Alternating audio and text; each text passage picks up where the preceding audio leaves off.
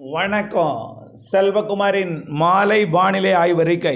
அதிகாரப்பூர்வ வானிலை அறிக்கைக்கு இந்திய வானிலை ஆராய்ச்சித்துறை அறிக்கையை பார்க்கவும். 2026 ஏப்ரல் 12 ஞாயிற்றுக்கிழமை மாலை நிலவர ஆய்வறிக்கை.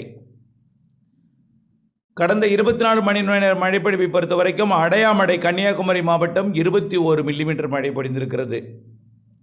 வெப்பநிலையை பொறுத்த வரைக்கும் 41 டிகிரி செல்சியஸ் வேலூரில் பதிவாயிருக்கு, 106 டிகிரி ஃபாரன்ஹீட். இப்போது எங்காவது ஒரு இடத்துல 106 பதிவாகும் அப்படின்னு சொல்லியிருந்தோம். அது எங்கே? 105 106 என்பது அடிக்கடி இப்போது வேலூரில் பதிவாகிட்டு இருக்கு, அப்பப்போ கரூர் பரமத்திலையும் பதிவாகிட்டு இருக்கு. இந்த நிலை தொடரும். வரக்கூடிய வெள்ளிக்கிழமை வரைக்கும், அதாவது நாளை திங்கட்கிழமை 13 செவ்வாய் புதன் வியாழன் வெள்ளிக்கிழமை வரைக்கும் கொஞ்சம் வெப்பம், 17ஆம் தேதி வரைக்கும் வெப்பம் அதிகரித்தே தான் இருக்கும்.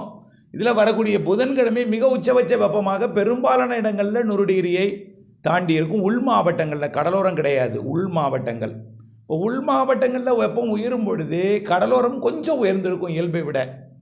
இப்போ எங்கெங்கெல்லாம் இயல்பை விட அதிக வெப்பம் உயர்ந்திருக்குன்னு பார்த்தீங்கன்னா, அதாவது அதிகபட்ச வெப்பநிலை கணிசமாக உயர்ந்திருக்கிற மாவட்டம் ராமநாதபுரம் மாவட்டத்திலே கொஞ்சம் உயர்ந்திருக்கு. காரணம் என்னென்னா, தென் மாவட்டங்களில் மதுரை, சிவகங்கை உள்ளே அப்படியே போகும்பொழுது ராமநாதபுரம் மாவட்டம் தென்கிழக்கு திசையிலிருந்து வெப்பம் வழக்கத்தை விட கொஞ்சம் கூடியிருக்கு.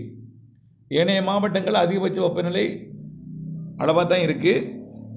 இயல்பை விட இன்னும் அதாவது ஒரு இயல்பை விட சற்று அதிகரித்திருக்கிற மாவட்டம் நீலகிரி, ஈரோடு, கன்னியாகுமரி, மதுரை, திருநெல்வேலி, ராமநாதபுரம், வேலூர் மாவட்டம் இதெல்லாம் அதிகரிச்சிருக்கு. இப்போ வரக்கூடிய புதன்கிழமை, அதாவது 15ஆம் தேதி, 13ஆம் தேதி திங்கட்கிழமை விட 14ஆம் தேதி வெப்பம் இன்னும் கொஞ்சம் அதிகரிச்சிருக்கும். 15ஆம் தேதி விட 16ஆம் தேதி இன்னும் கொஞ்சம் அதிகமாக இருக்கும். 13ஆம் தேதி திங்கட்கிழமை விட 14ஆம் தேதி செவ்வாய்க்கிழமை வெப்பம் அதிகரித்து காணப்படும். 14ஐ விட 15ஆம் தேதி புதன்கிழமை மிகவும் அதிகரித்து காணப்படும். அதுக்கப்புறம் செவ்வாய்க்கிழமை போல் வியாழக்கிழமை இருக்கும், திங்கட்கிழமை போல் வெள்ளிக்கிழமை இருக்கும், இன்று போல் வரக்கூடிய சனிக்கிழமை இருக்கும், நேற்று போல் அடுத்த ஞாயிற்றுக்கிழமை இருக்கும். அப்புறம் குறைந்துவிடும்.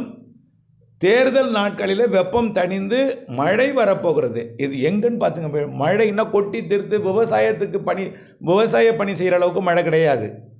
வெப்பத்தை தணிக்கக்கூடிய அளவிலே கிழக்கு காற்று, தென்கிழக்கு காற்று நுழையும், மேகமூட்டங்கள் உண்டாகும். அதாவது வரக்கூடிய 20ஆம் தேதியிலிருந்து மேகமூட்டங்கள் உருவாகும். 21, 22 தேதிகளில் தென் மாவட்டங்களின் கடலோர பகுதி இலங்கையில் இப்போ மழை பெஞ்சிட்டு இருக்கு, வெப்பச்சலன இடிமழை. காரணம் என்னென்னா, ஏற்கனவே ஒரு காற்று சுழற்சி வந்து தமிழ்நாட்டுக்கு வராமல் இலங்கைக்கு மட்டும் மழைப்பொழிவை கொடுக்கும் வகையில் சாதகமாக இருக்குது. இது வரக்கூடிய 3 நாட்களுக்கு இலங்கைக்கு மழைப்பொழிவை கொடுக்கும். அப்பப்போ அது ராமநாதபுரம் மாவட்டத்துக்கு வந்து மேகமூட்டத்தை கொடுக்கும். டெல்டாவோட வேதாரண்யம் பகுதிக்கு மேகமூட்டத்தை கொடுக்கும். தூத்துக்குடி, ராமநாதபுரம் பகுதிக்கு மேகமூட்டத்தை கொடுக்கும் வரக்கூடிய 2-3 நாளைக்கு அதிகாலை காலை நேரத்தில். அதுக்கப்புறம் மதியானம் அந்த மேகம் மறைந்துடும், மேகம் விலகிடும். அதுக்கப்புறம் வெயில் அதிகமாக இருக்கும். வரக்கூடிய புதன்கிழமையை மையமாக வைத்து வெப்பம் அதிகமாக இருக்கும். கோயம்புத்தூர் உட்பட, கோயம்புத்தூரே வரக்கூடிய புதன்கிழமை 100 டிகிரி போகலாம், 100 டிகிரியை தொடலாம். கோயம்புத்தூர் 37, 36 இருக்குது, 35, 36 இருக்குது, 37க்கு போகும். அப்புறம் 38 டிகிரி செல்சியஸ் போகும்.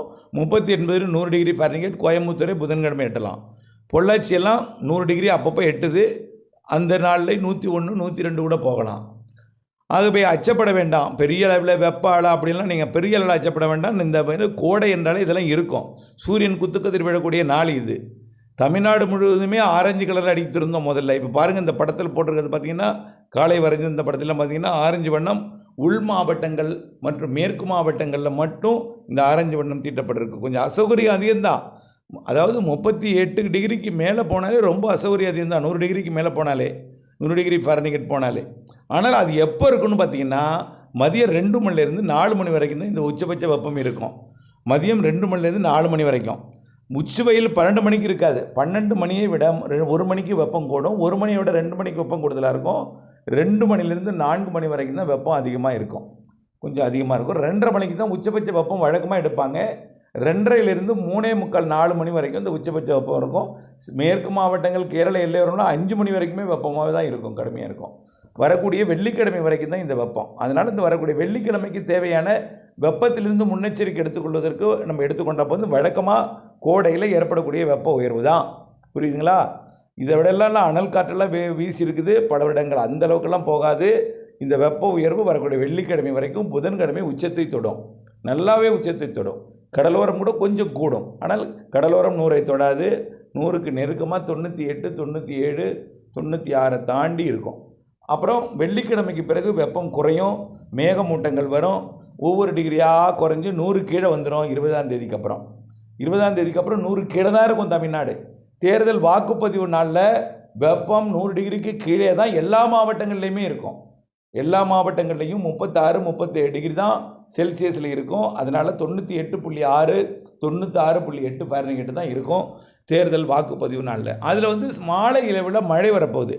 ஆந்திராவில் போய் வெப்பத்தை உயர்த்தும். இங்கே தமிழ்நாட்டில் வெப்பம் தணியும் பொழுது இந்த கிழக்கு திசை காற்று உள்ளே போய் ஆந்திர எல்லையோரத்துக்கு கொஞ்சம் கூடுதலாக கொடுக்கும். திருத்தணி, அதை தாண்டி ஆந்திர பிரதேசம், குப்பம், சித்தூர், திருப்பதி இங்கெல்லாம் அதிகமாக வெப்பத்தை கொடுக்கும். தமிழ்நாட்டை பொறுத்த வரைக்கும் வேலூர் வேணால் 100 டிகிரியை தொடும். அன்றைக்கு தேர்தல் வாக்குப்பதிவில் வேலூர், திருத்தணி மட்டும் 100 டிகிரி தொடலாம். பிற மாவட்டங்கள் குறைந்திருக்கும். 20ஆம் தேதியிலேருந்து வெப்பம் குறைந்திருக்கும்.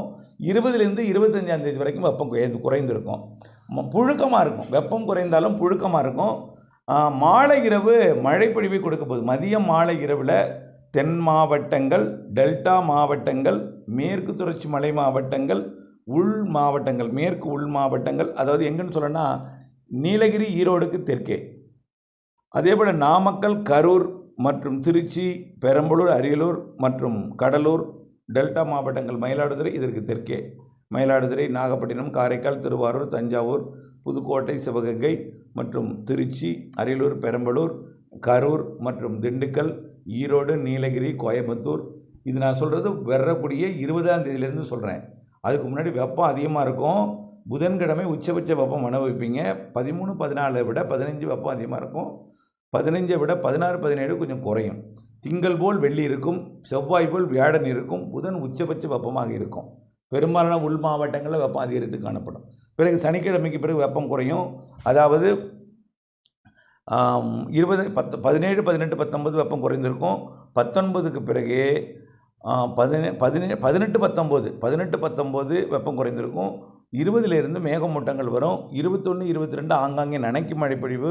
தென் மாவட்டங்கள், தென் மாவட்ட உள்பகுதி, தென் மாவட்ட கடலோர பகுதி, தென் மாவட்ட மேற்கு தொடர்ச்சி மலைப்பகுதி மற்றும் டெல்டா மாவட்டங்கள், அதிலையும் குறிப்பாக தெற்கு டெல்டா, புதுக்கோட்டை, சிவகங்கை, ராமநாதபுரம் உள்ளிட்ட பகுதி, மதுரை, திண்டுக்கல், தேனி, தென் மாவட்டங்கள் எல்லாமே அடங்கும். விருதுநகர், கன்னியாகுமரி, திருநெல்வேலி, தென்காசி, தூத்துக்குடி, ராமநாதபுரம் எல்லாமே. அப்படியே மேற்கு பார்த்திங்கன்னா நீலகிரி, ஈரோடு மற்றும் கோயம்புத்தூர், திருப்பூர், திண்டுக்கல், கரூர், திருச்சி மற்றும் டெல்டா மாவட்டங்கள், மயிலாடுதுறை வரைக்கும், அப்புறம் அரியலூர், பெரம்பலூர், கடலூர் இது வரைக்கும் கொஞ்சம் மழை வாய்ப்பு இருக்குது. 20 தேதி வெப்பம் குறையும், மேகமூட்டங்கள் வரும். 21 இன்னும் கொஞ்சம் கூடுதல் மேகமூட்டம் வரும். 22, 23, 23 மாலை இரவில் மழை இருக்குது. வாக்குப்பதிவு அன்றைக்கு மாலை இரவில் தென் மாவட்டங்களுக்கும், தென் மாவட்ட மேற்கு தொடர்ச்சி மலைக்கும், டெல்டா மாவட்டங்களுக்கும் ஆங்காங்கே இடிமழை இருக்குது.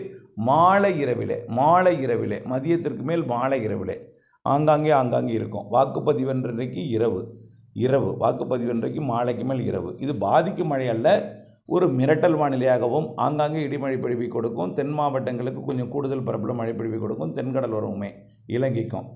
25ஆம் தேதி வரை இந்த வானிலை. மாத இறுதி நாளில் வங்கக்கடலில் நிகழ்வு உருவாகுதுன்னு நம்ம எதிர்பார்த்து கொண்டிருக்கிறோம். மாத இறுதி நாள் அது நெருங்குமா அல்லது நெருங்கி விலகுமா அல்லது விலகியே போகுமாங்கிறது ஆய்வறிக்கை பிறகு அறிவிக்கிறேன்.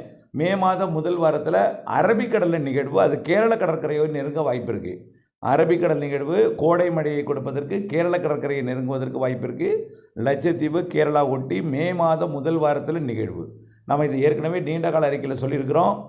மே மாதத்தில் அரபிக்கடலில் நிகழ்வு முன்கூட்டியே உருவாக வாய்ப்பு இருக்குது அப்படி சொல்லியிருக்கிறோம். அந்த நிகழ்வால் தென்மேற்கு பருவமழை முதல் வாரத்தில் தொடங்காது, அடுத்து இன்னொரு நிகழ்வு உருவாகும் மே கடைசி வாரத்தில். அப்போ தான் தென்மேற்கு பருவமழை தொடங்கும்.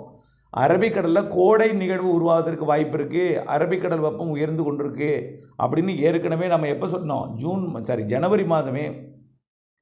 ஜனவரி மாத வானிலைக்கு வடகிழக்கு பருவமழை நிறைவடையும் பொழுது அரபிக்கடல் வெப்பம் குறித்தும் அரபிக்கடலில் கோடை நிகழ்வு உருவாவதற்கு வாய்ப்பு இருக்குது என்று சொல்லியிருந்தோம். ஏப்ரல் இறுதி வாரம் மே மாதத்தில் வாய்ப்பு இருக்குன்னு சொல்லியிருந்தோம். மே மாதம் முதல் வாரத்தில் அரபிக்கடல் காற்றழுத்த தாழ்வு மண்டலமோ அல்லது புயலோ அல்லது ஒரு தாழ்வு பகுதியோ உருவாவதற்கு வாய்ப்பு இருக்குது. அரபிக்கடலில் லட்சத்தீவு, கேரள கடற்கரை ஓரமாக மே மாதம் முதல் வாரத்தில் உருவாக வாய்ப்பு இருக்குது. ஏப்ரல் இறுதியில் வங்கக்கடலில் அந்தமான் மற்றும் சுமத்ரா அருகே உருவாக வாய்ப்பு இருக்குது. இவையெல்லாம் எந்த திசையை போகும் என்பதெல்லாம் பொறுத்திருந்து பாருங்கள். வானிலை அறிக்கையோடு இணைந்திருங்கள். மீண்டும் ஒரு முறை வரக்கூடிய புதன்கிழமையை மையமாக வைத்து வெயில் இன்றிலிருந்து படிப்படியாக அதிகரிக்கும். புதன் உச்சபட்ச வெப்பமாக இருக்கும். வெள்ளிக்கிழமைக்கு பிறகு குறையும். 20ஆம் தேதி வாக்குப்பதிவை ஒட்டிய முன் 2-3 நாளைக்கு, பின்னாடி 2-3 நாளைக்கு ஆங்காங்கே மாலை இரவு மழை இருக்குது, இடிமழை என்பதை நினைவுபடுத்துகிறேன். ஒதுக்கி ஏதாவது மழை பெய்யும் என்று வேளாண் பணியை செய்யக்கூடாது. இதெல்லாம் அறுவடை பணிகளுக்கு ஒதுக்கி பெய்யும். நமக்கு பெய்யலாம், ஒதுக்கிட்டு கூட போகலாம் அப்படின்னு நினைக்கணும். ஆனால் ஒதுக்கி ஆங்காங்கே மழை பொழிவு பெய்யும் என்ற மனநிலையுடன் இருங்கள். மழை எதிர்பார்த்து பெய்யாவிட்டால் விரக்தி அடைந்து விடாதீர். புரிந்து கொள்ளுங்கள். கோடை மழை இது. அதாவது இப்போ வரைக்கும் அது கடலூர் வரைக்கும் எதிர்பார்க்குறோம். நம்ம கடலூரை தாண்டி விழுப்புரம் கூட கொடுக்கலாம், அல்லது கடலூருக்கு போகாமல் டெல்டாவோடு நின்று போகலாம். இப்படியும் அமையலாம். வானிலையை அப்டேட்ஸோடு இணைந்திருந்து வானிலை அறிந்து விவசாயம் செய்து அன்போடு கேட்டுக்கொள்கிறேன். நன்றி. அதே நிகழ்வு சென்னை வரைக்கும் கூட 8 பேர் கொடுக்கலாம். வரக்கூடிய நாட்களில் தான் உறுதிப்படுத்த முடியும். வரக்கூடிய 20ஆம் தேதிக்கு மேலே வரக்கூடிய மழை, 22ஆம் தேதி, 23, 24, 25 கொடுக்கக்கூடிய மழை எப்படிப்பட்டது என்பது இணைந்தே இருங்கள் அப்டேட்ஸோடு. நன்றி.